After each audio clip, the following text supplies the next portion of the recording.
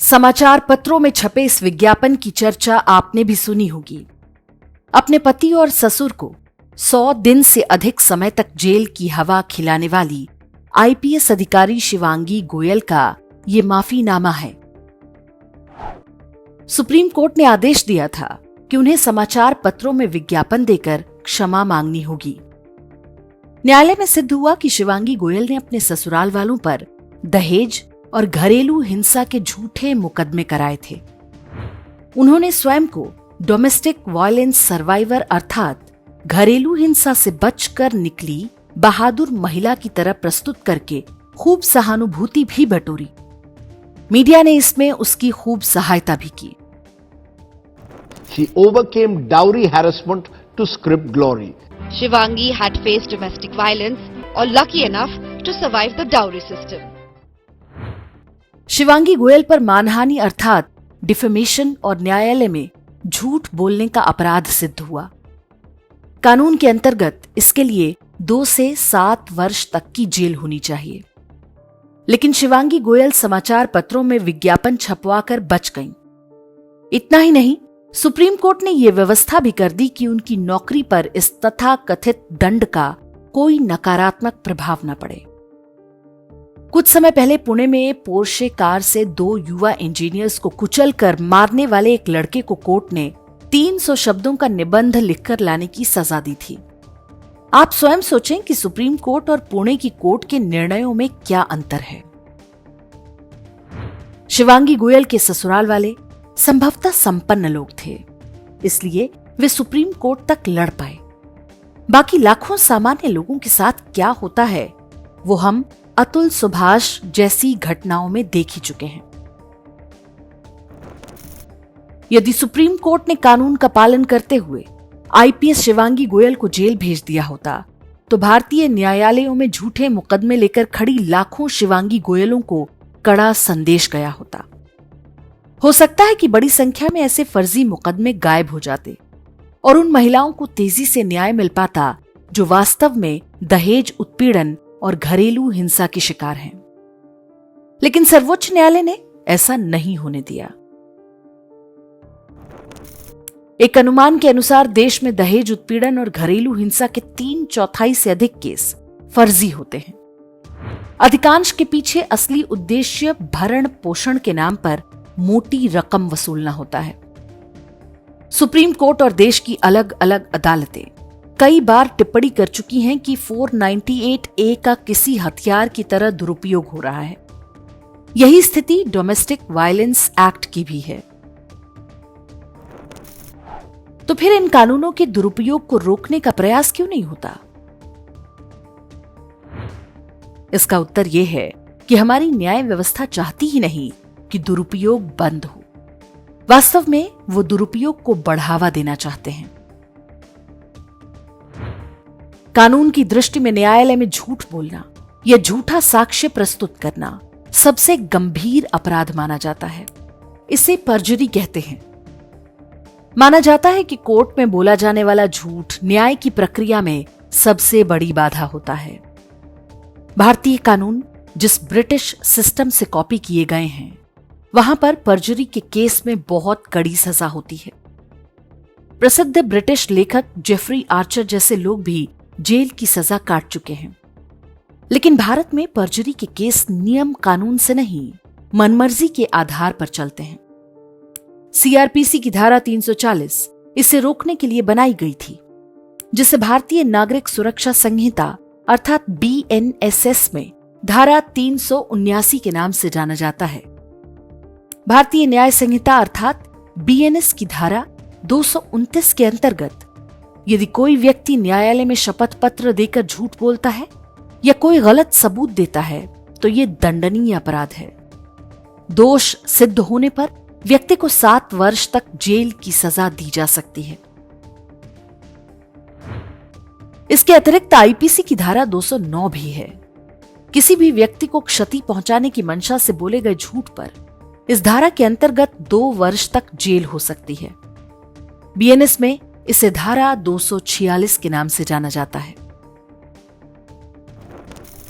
7 जुलाई 2025 को आंध्र प्रदेश में विशाखापत्तनम की कोर्ट ने एक महिला के पति और ससुर को दहेज के आरोपों में बरी करते हुए शिकायतकर्ता महिला के विरुद्ध धारा 340 के अंतर्गत केस दर्ज करने का आदेश दिया। दहेज के मुकदमे की सुनवाई में पाया गया था कि महिला ने अपने पति और रिश्तेदारों को फंसाने के लिए कई झूठ बोले थे। 10 फरवरी 2020 को गुजरात की कोर्ट ने एक महिला को 6 साल की जेल की सजा सुनाई, क्योंकि उसने अपने पति से अधिक भरण पोषण वसूलने के लिए न्यायालय में झूठे तथ्य और दस्तावेज प्रस्तुत किए थे। सर्वोच्च न्यायालय और उच्च न्यायालय भी परजुरी को गंभीर अपराध मानती रही हैं। उन्होंने इसके अमल के लिए कई आदेश भी दिए हैं, लेकिन जब वैवाहिक मुकदमों की बात आती है, सबको सांप सूंघ जाता है। वैवाहिक कानूनों का दुरुपयोग करने वाली महिलाओं को कभी ऐसी कोई सजा नहीं दी जाती जिससे उनके मन में भय पैदा हो। पत्नियों को जेल भेजने के जो भी इक्का दुक्का निर्णय हैं, उनमें से अधिकांश निर्णय वास्तव में ट्रायल कोर्ट से आए हैं। तो न्यायपालिका क्यों नहीं चाहती कि दहेज और घरेलू हिंसा के झूठे मुकदमे दाखिल होने बंद हो जाएं? देश की किसी भी अदालत में चले जाएं, वैवाहिक विवादों की बाढ़ सी आई हुई है। तलाक, घरेलू हिंसा, दहेज उत्पीड़न और भरण पोषण जैसे केस लगातार बढ़ते जा रहे हैं। डिवोर्स के सामान्य मुकदमों के साथ भी डोमेस्टिक वायलेंस और दहेज जैसे ढेरों केस कुछ वकीलों द्वारा पैकेज की तरह जुड़वा दिए जाते हैं, चाहे वैसा कुछ हुआ ही ना हो। व्यवहारिक स्थिति यह है कि देश की लगभग सभी अदालतों में धारा 340 यानी परजुरी की शिकायत करना और उस पर कोर्ट से सुनवाई करवा पाना बहुत कठिन है। पहले तो वकील ही आपको ऐसा करने से मना करेंगे, और किसी तरह याचिका दाखिल हो गई तो जज सुनवाई ही नहीं करेंगे। न्यायालयों में काली कोट पहनकर घूम रहे वकीलों के एक वर्ग की कमाई का बड़ा स्रोत फर्जी मैट्रिमोनियल केस हैं। डिवोर्स के लिए कोर्ट जाने वालों में अधिकांश मिडिल और अपर मिडिल क्लास के लोग होते हैं। पति पत्नी दोनों कमा रहे होते हैं। वकीलों को देने के लिए पैसों की कोई कमी नहीं होती। पत्नी को लगता है कि एक बार मुकदमा जीत लिया तो मेंटेनेंस और एलिमनी के रूप में लाखों करोड़ों रुपयों की भरपाई हो जाएगी। दूसरी ओर पुरुष अपनी गाढ़ी कमाई और परिवार की प्रतिष्ठा को बचाने के लिए वकीलों को मुंहमांगी कीमत चुकाता जाता है। ऐसे मुकदमे सालों साल चलते रहते हैं। कुल मिलाकर एक ऐसा मकड़जाल बनता है जिसमें पति और पत्नी फंस चुके होते हैं। जो पैसे उनके और उनके बच्चों के भविष्य के लिए होते, उनसे ऐसे वकीलों की कोठियां खड़ी होती जाती हैं, जो इसे अपनी कमाई का आसान जरिया मानते हैं। थाने की पुलिस से लेकर कोर्ट में बैठे लोगों तक का फायदा ही फायदा है। इस स्थिति को बदलने में किसी की भी रुचि नहीं है, न न्यायपालिका के कर्णधारों की, न सरकारों की। दहेज उत्पीड़न हो या घरेलू हिंसा का विषय, कांग्रेसी सरकारों के समय बने फैमिली लॉ डिजाइन ही इस तरह से किए गए कि भारतीय परिवार व्यवस्था को छिन्न भिन्न किया जा सके।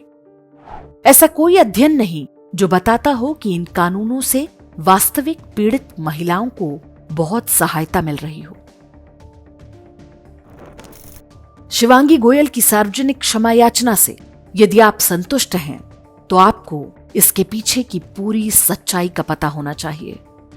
वास्तव में उन्हें दंडित नहीं किया गया, बल्कि बचाया गया है, ताकि वो व्यवस्था बेरोक टोक चलती रहे जिसे बनाया ही गया है, ताकि समाज के उस वर्ग से भी वसूली की जा सके जो अपराधी नहीं है, जो मेहनत करके अपनी रोजी रोटी कमाता है और समय से सरकार को टैक्स चुकाता है।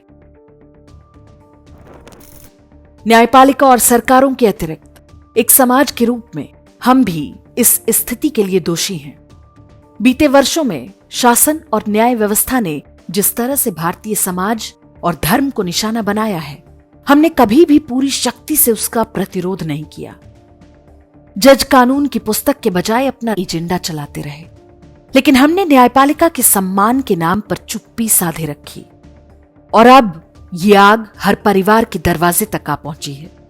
ये मांग जनता को ही करनी होगी कि न्यायालय में शपथ पत्र पर झूठ बोलने को गंभीर अपराध के रूप में लिया जाए। अकेले इस एक उपाय से न्यायालयों में लंबित करोड़ों केस गायब हो सकते हैं। वैवाहिक मामलों में भी परजुरी को गंभीरता से लिया जाना चाहिए।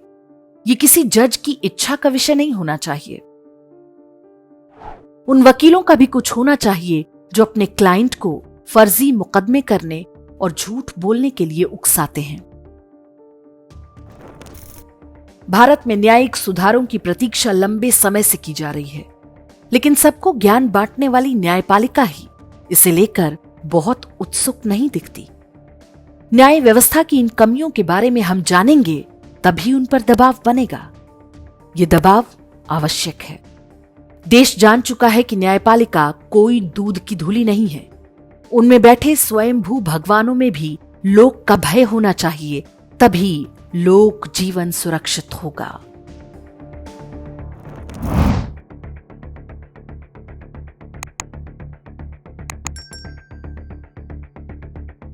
इंडेक्स ऑनलाइन के वीडियो समाज को समर्पित हैं। आप इनको डाउनलोड करके जैसे चाहे वैसे प्रयोग कर सकते हैं। चाहे तो आप हमारे टेलीग्राम चैनल से जुड़ सकते हैं। वहां सारे नए पुराने वीडियो आपको मिल जाएंगे। हमारे सोशल मीडिया लिंक हर वीडियो के डिस्क्रिप्शन में होते हैं। हमारा एकमात्र उद्देश्य हिंदू समाज को जागृत और एकजुट करना है। इसमें सहभागी बने। धन्यवाद।